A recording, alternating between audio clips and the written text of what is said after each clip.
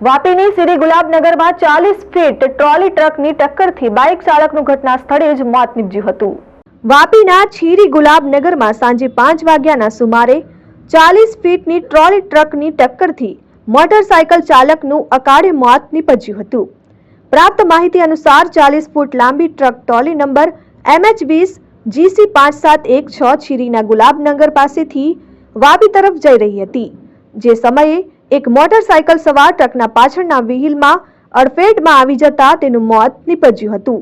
મોટરસાયકલના ચાલક પ્રકાશભાઈ સોમાભાઈ પટેલનું ઘટના સ્થળે જ મોત નીપજ્યું હતું, જેઓ પરિયાનાની બરવાડી મોટા ફળિયામાં રહેનાર હતા। જે અંગે રાહદારીઓ અને સ્થાનિક લોકોએ ડુંગરા પોલીસને જાણ કરી હતી। ડુંગરા પોલીસને ઘટનાની જાણ થતા ડુંગરા પોલીસ એક ટીમ ઘટના સ્થળે પહોંચી હતી અને એમ્બ્યુલન્સ દ્વારા મૃતકને પોસ્ટમોર્ટમ માટે મોકલી આપી આગળની કાર્યવાહી હાથ ધરી હતી। Kalpesh Patel, RN news, Vapi.